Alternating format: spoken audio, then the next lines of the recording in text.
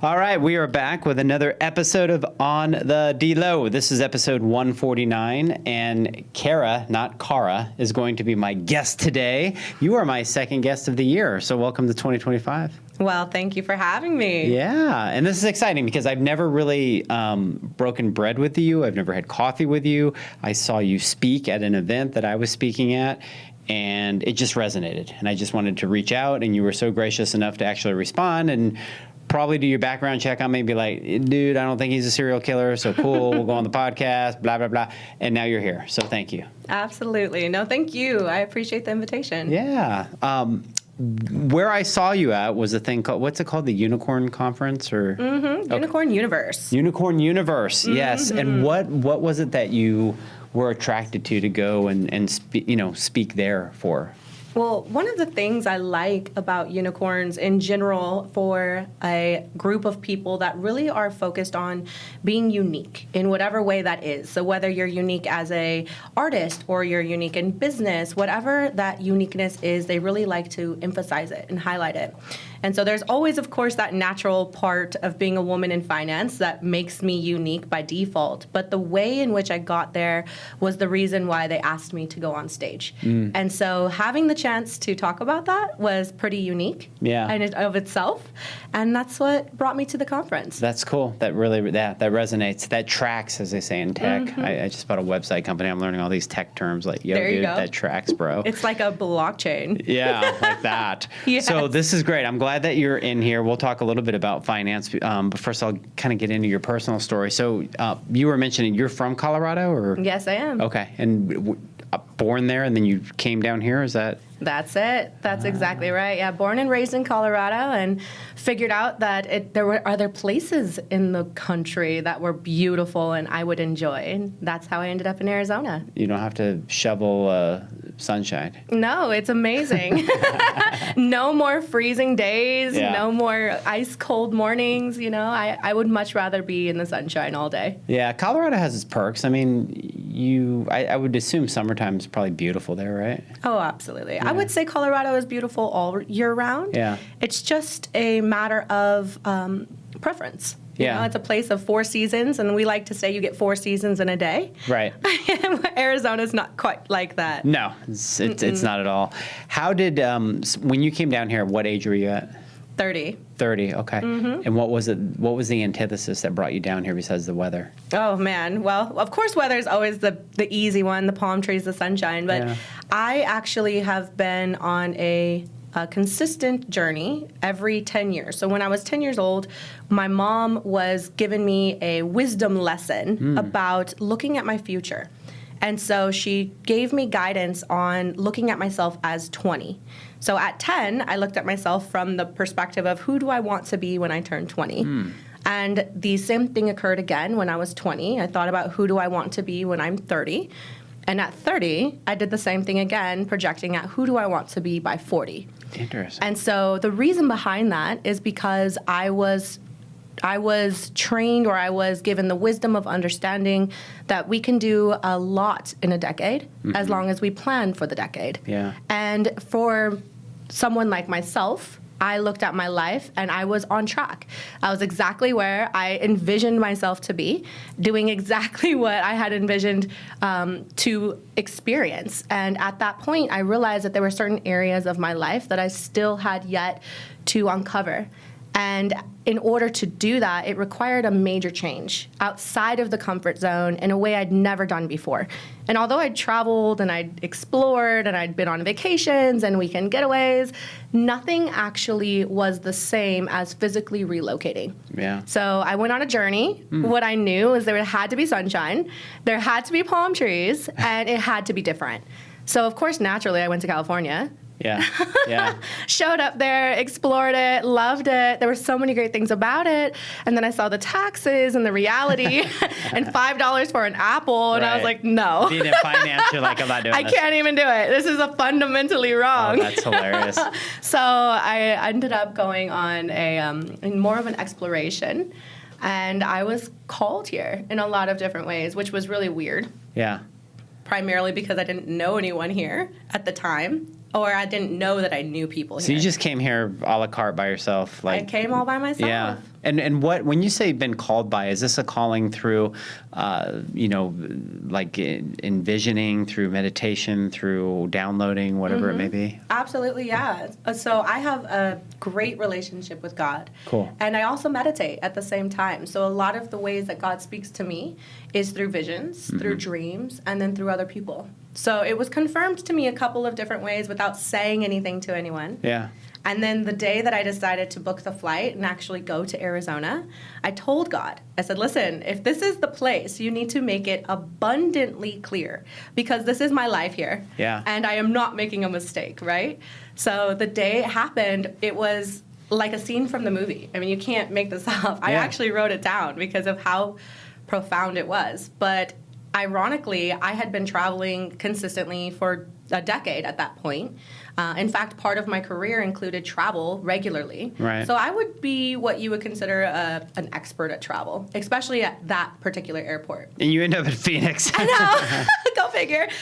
So this particular day, I go to drop off my car. I look at checking in for my flight, and I had gotten the times wrong. Somehow, some way, I did everything wrong. I thought my landing time was my takeoff time. Okay. So when I showed up this particular day, I'm late, extremely late. And my flight is boarding. And when I walk in, there is more people in the line than I'd ever seen in my entire lifetime. And because it was so busy, the workers and the staff there were changing the lines out to make it more suitable to hold the volume of people. Yeah. And as they were doing that, I'm walking through, and before you know it, I'm on the other side of security.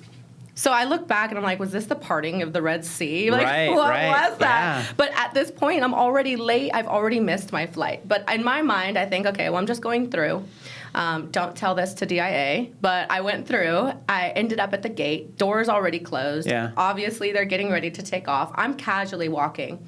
And I tell them, hey, listen, I was supposed to be on this flight. Maybe I can get on the next one. Next thing you know, the lady calls on the intercom. They open the door.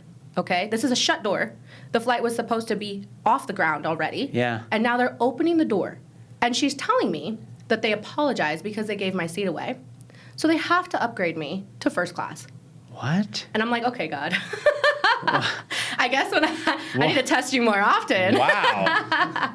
Yeah. That like never happens Ever. in the history of airports. Ever. I have Wow. been running to a flight in the past, and I can see, they Yeah. see me. We make eye contact, and they still shut the door and don't let you in. So you get on that flight, you get here, and do you find a place to live? It was just alignment from the moment I landed. That's great. That's great. So when was it that God, or God in your case, Spirit, anybody else listening, whatever you guys want to call it, I don't care,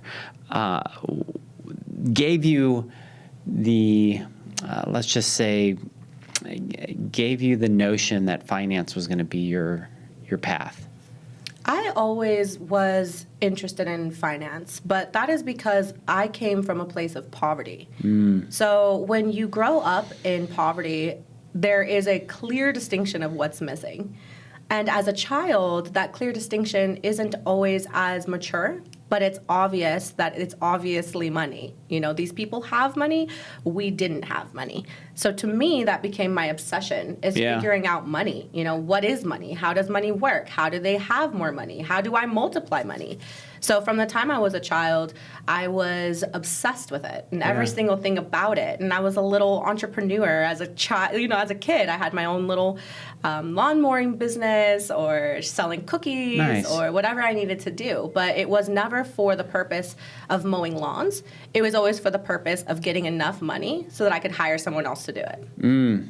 Okay. You figured that out at a very young age. I Very did, cool.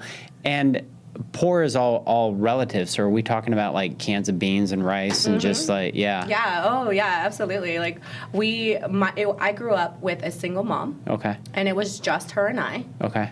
And we were the classic case of poverty. Yeah. I mean, we did not have enough money to go to the grocery store. So rice was something we actually measured and put into baggies. And I didn't even know that a meal, like a real meal, would include more than just one item. until I was much older. Right.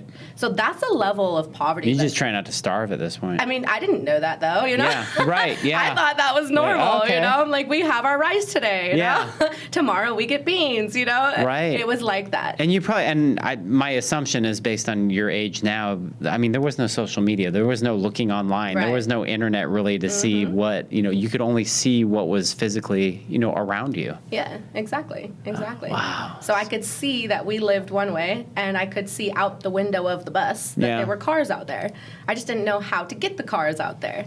Is your mom still around? She is, yes. She is? Yeah. And does she live out here now or no? She still lives in Colorado. Still in Colorado? Yes. And do you take care of mom? I take care of mom as much as I can. Yeah. Yes, Yeah. absolutely. That's beautiful. Yeah, that's really cool. Okay, so Liquid Gold, that's your company, correct? Correct. Okay. How did that start? Oh, man. I was very blessed in my life to come across the opportunity that I was given at a very young age. At the age of 19, I was put into a position where I had the opportunity to train at the highest level of insurance, which you can appreciate. Yeah.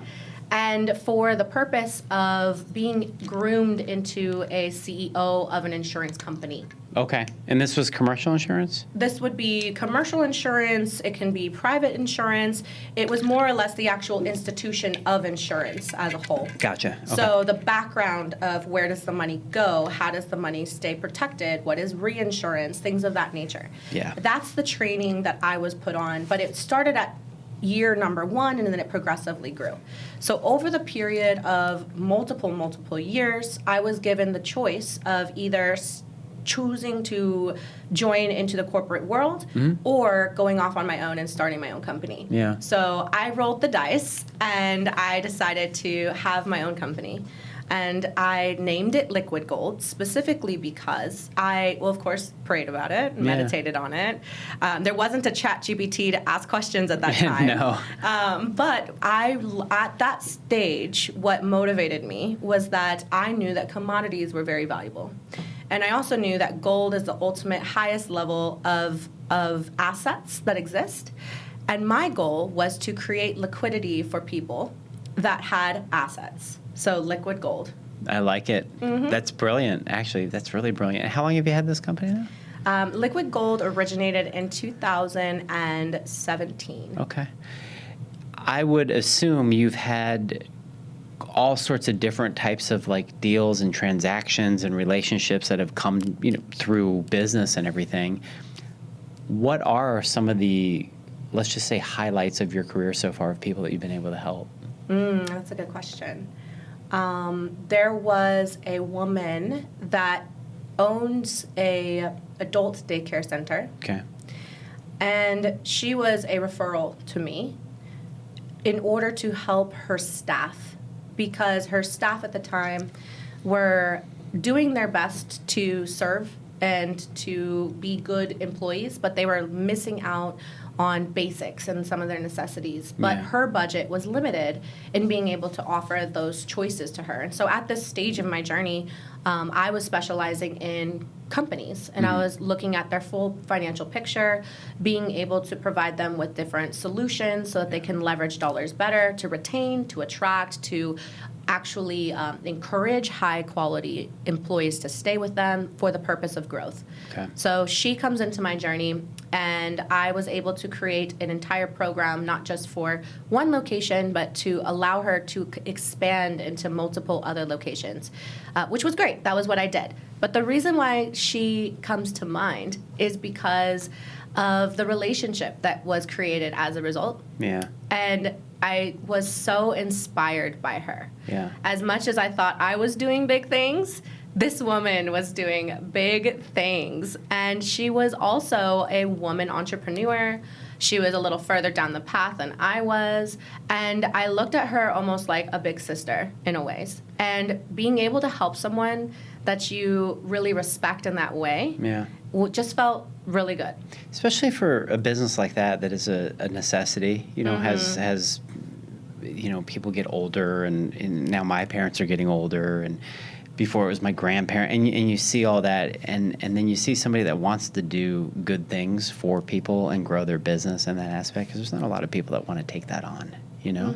Yeah. Absolutely. That's cool. It's a need. And what I get out of that is you enjoy, yes, you love the money, but the money comes through a transaction, which is called energy, which helps create relationships that you enjoy even more. And that's the same way I work. I mean, it's all about, we get to a point in our career, some of us, and if you're not at this point yet, I would strongly suggest really talking to God or whatever and digging down deep to find out how you can work. I love what you said, like she became a part of your journey, right? How you can bring people in to be a part of your journey that bring you energy, bring you love, and that you're able to, give that back to. Absolutely. Well, a lot of people have the misunderstanding of what is money. Yeah, talk about that. And at the end of the day, it's actually just an energetic exchange. Yes. And if we limit ourselves in the total exchange to only being monetary, then we've actually missed out on the purpose behind the exchange. Yes. Which is why relationship matters. That's why the person to person matters. It's also why it doesn't feel good to be transactional. If you're on the receiving end of a transactional situation, it actually vibrationally doesn't align with anyone. And sometimes it works, sometimes it doesn't, but it never creates the ultimate value that's possible from the exchange as a whole. So I was listening to a podcast this morning, and now the name is remiss to me, but it's the guy that teaches about the Kabbalah. Oh, yes, David Guam. Yes. Something, I think I said it right. Yeah, Gaiam or something. Gaiam. Yes. So he was talking about that exact thing, and he's like, if I went to go and steal money, it wouldn't, it's not the universal's path. It's not the energy that's meant for me to do. Therefore, it's not really mine. It's not, it's not something that you feel resonates with you. And it's so true if you really, if you really look at that. It's true. I like that. There was a quote, I think it was yours, and it was, wealth is about your capacity. Yes. And not about really your capability. So, that's that's correct. It's brilliant. Absolutely. Well, what goes behind that is because at this stage, I work with ultra high net worth individuals. Yeah. And I've had 15 years of exposure to the highest, most affluent people and companies that exist within the United States and moving into other countries as well. Yeah. So there are many more for me to uncover and explore, but with that exposure, I've seen consistencies. And those consistencies are that none of them do the same business. None of them have the same skill sets. Yeah. Some of them have similarities, but most of them are very unique in their own way. But the consistency is their capacity. And that capacity gets built over time, and it grows intrinsically over time if someone is willing to work on themselves. So there comes a point where every business or every CEO or every entrepreneur will do something called a plateau. And that plateau is an indication that your capacity has stopped. Yeah. That the growth that's required to get to that next level has to evolve internally before you can actually experience it externally. And what I've seen time and time and time again is those people will look at their past as a way to fix something, as if something's wrong. Yeah. But the truth is nothing's wrong. It's just their capacity that is at full. That's so well said. It is so well said. I love that. That's a total clip right there. Here's the thing, when I listen to you and I hear you say that and you talk about wealthy individuals, my assumption is, yes, they are unique. Yes, they are successful monetarily, but they still put their shoes on the same way. They still, you know what I'm saying? There's still a physical body that has to go and do the work and do all the things. I think a lot of times people like that, and especially that own businesses, they have to figure out how to be able to not hold on so tight to everything and be able to delegate and to open up your capacity. Correct, yes. Yeah. And sometimes capacity, one of the key factors of capacity is faith. And most all of us deal with too little sides of ourselves. One of them is faith, and the other one is fear. And you can call it whatever you want: positive, negative. You know, the angel, the devil. You know, we are all human. At the end of the day, it doesn't matter how much money you have or don't have. It doesn't matter if you're male or you're female. It doesn't matter what color you are, what religion you have. It doesn't matter. The truth is that we all exist in duality. And duality means that we will be tempted to have lots and lots of fear. And we are going to be tempted or inspired to have lots and lots of faith. But the actuality is that there are different particles of frequency that exist, and the indication of what transforms or what actually evolves into manifested reality is based off of your attention and focus on it. I love it. So what you focus on is what you get. And that's why they say, you know, if you feed the fear, you will have fear. If you feed the faith, you will have faith. But it's actually scientific down to a molecular level. If you really study it and get deep, you'll learn that things don't exist unless there is attention placed on them. Wow. It's like the old saying, if the forest fell in the tree and you didn't hear the noise, did it really happen? Did it happen? Yeah. Yeah, it's interesting.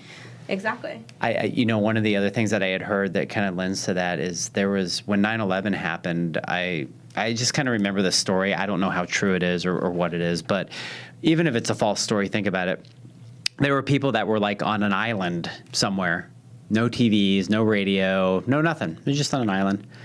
And after 9/11, they come back to the U.S. after, 10 years, had no idea that it even happened, and see like all of this change. And so to them, that was really like an event that never really happened. It was never really in their peripheral, Well, if you think about it, that's already happening right now. Yeah. All over the world. Yeah. Every single day. I mean, these California wildfires. Yeah. Wildfires. Right. Right. Yeah. There's people in the world that didn't get the memo. We live right here next door, and it didn't affect our day to day. No. It's existing only because we have been told. Right. Only because we saw. It's only existing because it came to us through some means of reality. Yeah. But if it never came to us, we would never know, so therefore we would never give attention, so therefore it would never exist. And how many things are existing right now that are happening right now that we don't know about? We're just not aware. Yeah, there's just not an our dimensional shift as we sit here. Yeah, that makes sense. So talk about money a little bit, and as far as like today's day and age of money, and just let's just have some fun with this. Like, there's so much going on. There's people that buy businesses. There's people that buy stock. They have their Vanguard and they have their Fidelity. And then there's people that are buying the shit out of Bitcoin right now. And there's people that are buying property. And so what do you think about all of that? Like, as far as just kind of synopsizing, that's a word I made up, by the way, because I'm not that intelligent. I like it. Just by synopsizing, just kind of like, overall just health and wellness in a financial, module. Sure.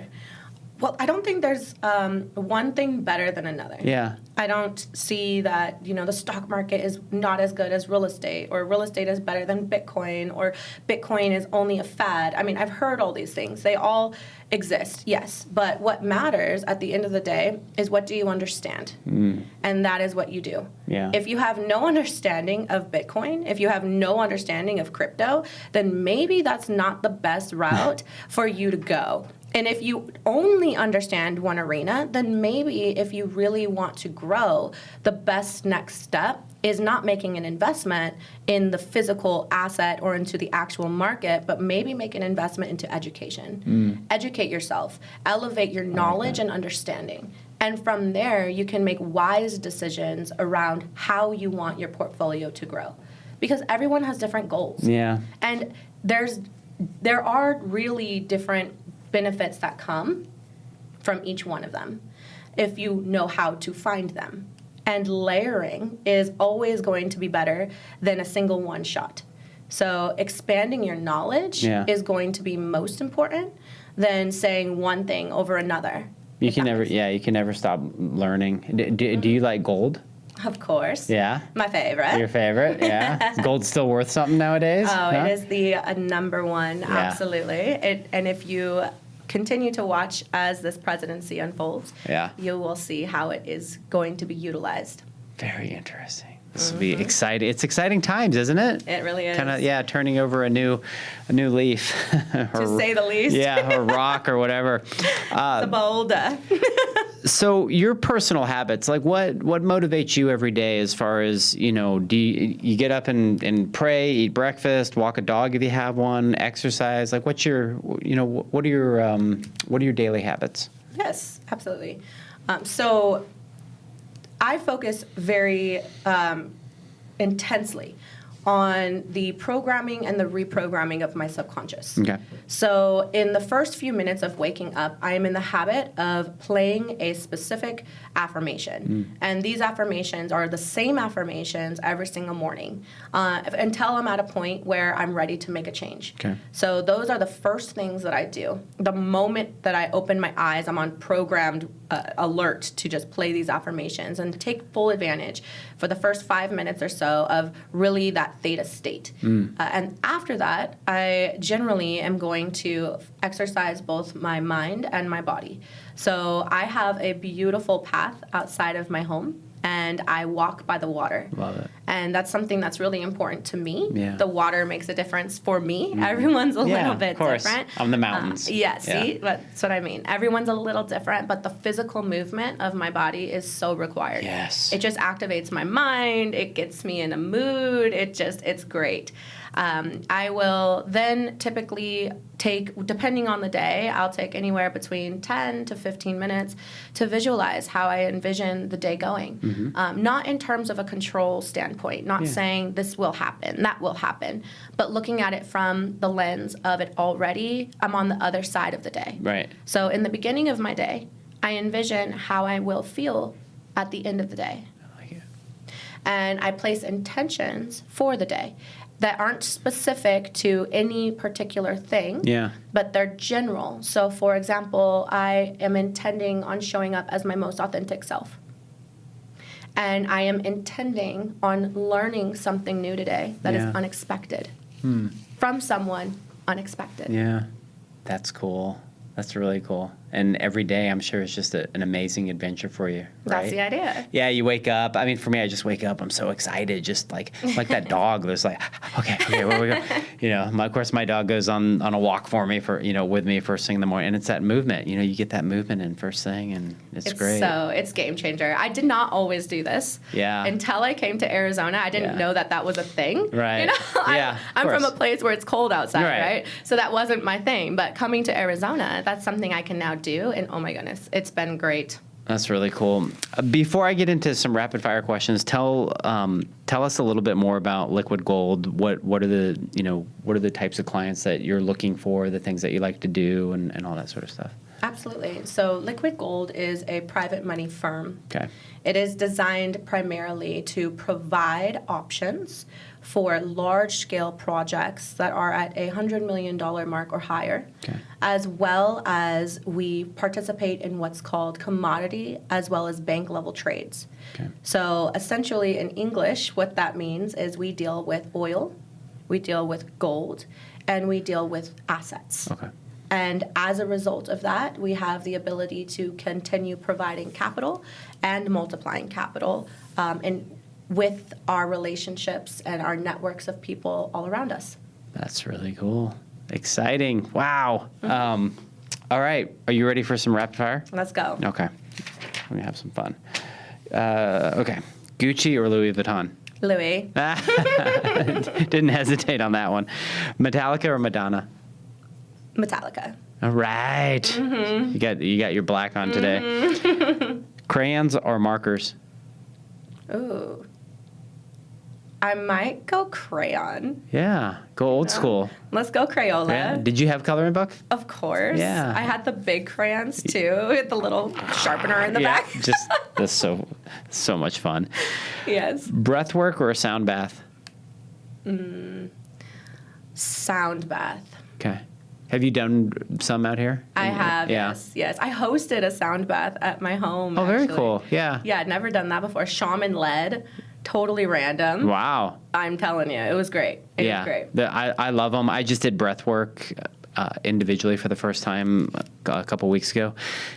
Game changer. I'd never been through such a dimensional shift that I'm calling my wife on the way home, literally crying. I'm just like, but enjoy. I'm just like, she's like, all right, dude, you need to pull over. Like, I was just like, whoa, this is crazy. Full disclosure, I've never done that before.